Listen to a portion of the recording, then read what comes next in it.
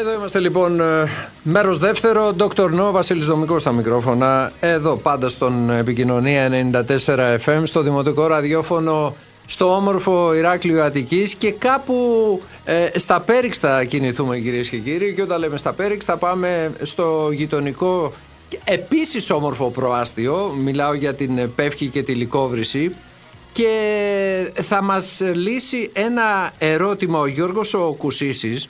Τι σχέση έχει η κυβερνοασφάλεια με την τοπική αυτοδιοίκηση? Πάντα είχα αυτό το ερώτημα και νομίζω ότι ο Γιώργος ο Κουσίσης θα μας το απαντήσει. Τον καλησπερίζω, είναι στην τηλεφωνική γραμμή. Καλησπέρα κύριε Κουσίση, πώς είστε? Καλησπέρα σας, σε εσάς και στους ακροατές σας. Είμαι μια χαρά. Λοιπόν, να βάλω λίγο το πλαίσιο για να καταλάβει και ο κόσμος. Μιλάμε τώρα για τον υποψήφιο για την Προεδρία στις δημοτικές κομματικές οργανώσεις που αφορούν την Νέα Δημοκρατία, στις παλιές τοπικές όπως λέγαμε, και θέλω να σας ρωτήσω αρχικά πώς πήρατε αυτή την απόφαση, ένας άνθρωπος της πιάτσας να το πω έτσι, που ασχολείστε με την κυβερνοασφάλεια, να ασχοληθείτε με την τοπική αυτοδιοίκηση? Καταρχήν να απαντήσω στο πρώτο ερώτημα. Έτσι, κυβερνοασφάλεια νομίζω αφορά όλους μας, οπότε δεν αφορά μόνο την τοπική. Θεωρώ ότι αφορά όλους οι οποίοι ασχολούμαστε με τα ψηφιακά δεδομένα. Άρα λοιπόν πρέπει να προστατεύσουμε τα ψηφιακά μας δεδομένα. Τώρα, όσον αφορά γιατί έχω θέσει υποψηφιότητα, είναι γιατί πιστεύω ότι οι τοπικές οργανώσεις έχουν εξελιχθεί και πρέπει να εξελιχθούν, πρέπει να παίξουν ένα πιο ενεργό και πιο εξωστρεφή ρόλο μέσα στην κοινωνία μας, μέσα στην τοπική κοινωνία. Να πούμε στους φίλους ακροατές ότι είσαστε ζωντανό κύτταρο της Λυκόβρησης, νομίζω μένετε και στη Λυκόβρηση, έτσι δεν είναι? Όχι μόνο μένω στη Λυκόβρηση, εγώ μένω στη Λυκόβρηση, η γυναίκα μου, η σύζυγός μου είναι από την Πεύκη, ναι, και η επιχείρηση μου, γιατί είμαι επιχειρηματίας, έχει έδρα τη Λυκόβρηση. Άρα λοιπόν τα συνδυάζω όλα μέσα σε έναν δήμο. Μάλιστα.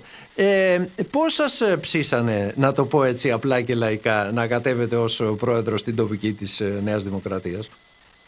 Κοιτάξτε να δείτε, η αλήθεια είναι ότι όλοι ψάχνανε μια αλλαγή, όλοι ψάχνανε να βρουν ένα καινούριο πρόσωπο, όλοι βλέπουν ότι η τοπική κοινωνία πρέπει να εξελιχθεί και πρέπει να μην έχει τις παλιές κομματικές κατευθύνσεις που είχε. Ψάχνανε λοιπόν ένα πρόσωπο το οποίο θα ανανεώσει αυτή την τοπική παρουσία.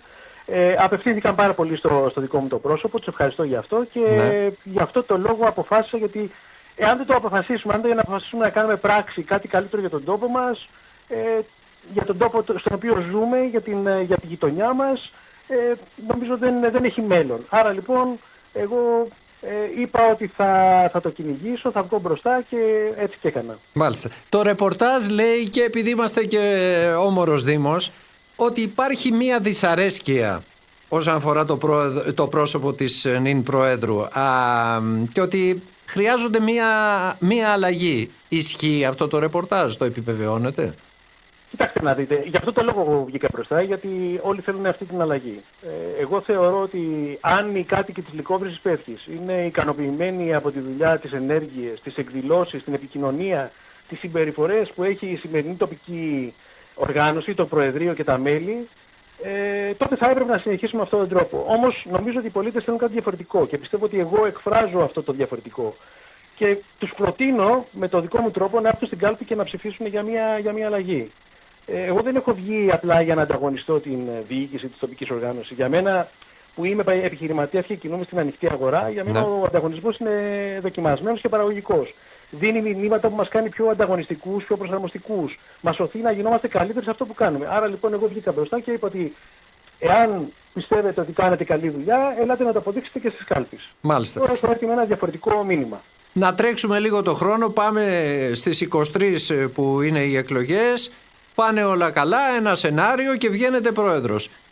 Τι αλλαγές θα επιφέρετε στην τοπική, να το πω έτσι? Πώς θα έρθετε πιο κοντά, πώς θα έρθει ο δημότης πιο κοντά στην τοπική και κατ' επέκταση τα αιτήματα των δημοτών να ακουστούν στην κεντρική πολιτική σκηνή και ακόμη περισσότερο σε όλους τους βουλευτές και της κυβερνητικής παράταξης του βόρειου τομέα? Ναι, Κοιτάξτε να δείτε, εγώ θεωρώ ότι το πρώτο πράγμα που πρέπει να γίνει είναι ανανέωση και επανεκκίνηση. Έτσι, επανεκκίνηση από τη βάση. Θέλω και το όραμά μου είναι η τοπική οργάνωση να ξανασυνδεθεί με τα μέλη της. Αρκεί να σας δώσω έτσι ένα στοιχείο το οποίο έλαβα εχθές. Αυτή τη στιγμή ενεργά μέλη στην υλικόβρηση πέφτει της Νέας Δημοκρατίας, ενεργά μέλη, είναι 500 άτομα. Μάλιστα. Το τριπλάσιο νούμερο είναι ανενεργά μέλη. Άρα λοιπόν αυτό τι δείχνει ότι ο κόσμος έχει απομακρυνθεί. Άρα λοιπόν τι λέω εγώ, θέλω η τοπική οργάνωση να ξανασυνδεθεί με τα μέλη της.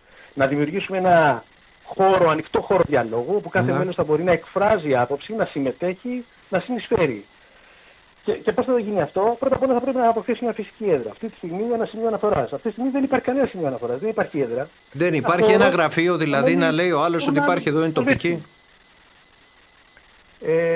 Επίσης, η τοπική οργάνωση πρέπει να μπει παρούσα στην καθημερινότητα της πόλης. Να γίνονται δράσεις εθελοντικές, αιμοδοσίες, περιβαλλοντικές πρωτοβουλίες, εκδηλώσεις για νέους επαγγελματίες, για σύγχρονα θέματα όπως η ψηφιακή ασφάλεια που συζητάμε προηγουμένως, η τοπική ανάπτυξη.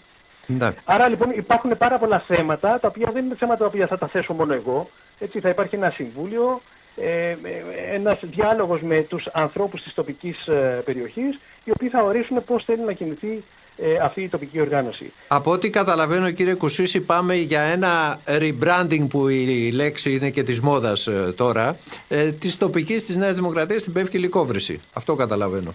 Σωστά. Εγώ γι' αυτό το λόγο έχω μπει μπροστά, για να κάνω ένα rebranding. Να ρωτήσω κάτι. Υπάρχει, φαντάζομαι, και θα υπάρξει πολύ καλή σχέση με τον δήμαρχο της πόλης, τον Μάριο τον Ψυχάλη, ο οποίος είναι ένας από τους πλέον δραστήριους δημάρχους, όχι μόνο στα βόρεια προάστια, συνολικά, και οφείλουμε να του το πιστώσουμε αυτό, ότι έχει αλλάξει πάρα πολύ και η Πεύκη και η Λυκόβρηση. Νομίζω ότι πρέπει να είσαστε σε αγαστή συνεργασία μεταξύ σας. Με τον Δήμαρχο έχω πάρα πολύ καλή σχέση. Όχι τώρα που είναι Δήμαρχος, αλλά και παλαιότερα είχα, γιατί είμαστε και γείτονες. Α, μάλιστα. Πολύ ωραία. Η αλήθεια είναι ότι θα έλεγα ότι η δικιά μου συμμετοχή, η υποψηφιότητά μου, λένε ότι υποστηρίζεται από ανθρώπους που ανήκουν σε διαφορετικούς πολιτικούς χώρους. Γιατί ο κύριος Ψυχάλης ανήκει σε ένα διαφορετικό πολιτικό χώρο. Ότι με αυτόν τον τρόπο προσπαθεί να αλλοιωθεί και η τοπική οργάνωση της Νέας Δημοκρατίας. Ναι. Εγώ θέλω να πω ένα πράγμα και θέλω να είμαι ξεκάθαρος. Εάν οι κάτοικοι, εάν τα μέλη της Νέας Δημοκρατίας θέλουν μια σύγχρονη, ανοιχτόμυαλη Νέα Δημοκρατία, τότε τέτοιες σκέψεις δεν πρέπει να έχουν θέση. Γιατί σήμερα η παράταξή μας έχει αποδείξει στην πράξη ότι μας χωράει όλους. Αρκεί να αναφέρω ότι έχει καλέσει και έχει αγκαλιάσει ανθρώπους που στο παρελθόν είχαν διαφορετικές κομματικές πεποιθήσεις. Και σήμερα πολλοί από αυτούς υπηρετούν τη χώρα από κυβερνητικές θέσεις. Να δώσω παραδείγματα, τον Χρυσοχοίδη, τον Μιχάλη, τον Φλωρίδη, τον Γιώργο, τον Πιερακάκη, τον Κυριάκο. Πρόσφατα τον Ανδρέα Λοβέρδο που προσχώρησε στη Νέα Δημοκρατία. Άρα, για εμένα αυτό είναι το πραγματικό πρόσωπο της σύγχρονης Νέας Δημοκρατίας. Μια παράταξη που ενώνει, που δεν αποκλείει, που κοιτάζει μπροστά. Και πιστέψτε με, αν καταφέρω να με εμπιστευτούν άνθρωποι και από διαφορετικούς χώρους, αυτό είναι πάρα πολύ μεγάλο κέρδος για εμένα. Και όχι μόνο για μένα, ούτε για την τοπική κοινωνία, αλλά και για την ίδια την Νέα Δημοκρατία συνολικά. Σωστό. Έχετε απόλυτο δίκιο. Λοιπόν, να ευχηθώ καλή επιτυχία, αν και θα ήθελα να έρθετε και στο στούντιο, να δεσμευτείτε ότι οι παραμονές των εκλογών θα έρθετε από το στούντιο, για να κάνουμε άλλη μια συζήτηση και να πιάσουμε και τον παλμό και το σφιγμό λίγο πριν τις εκλογές, αν δεν έχετε αντίρρηση. Πάρα πολύ ευχαρίστω. Σας ευχαριστώ πάρα πολύ για την πρόταση. Ωραία. Να είστε καλά. Σας ευχαριστώ πολύ. Ανανεώνουμε το ραντεβού εδώ στο στούντιο του Επικοινωνία 94 FM. Να είστε καλά. Ευχαριστώ πολύ. Καλή συνέχεια. Γεια σας.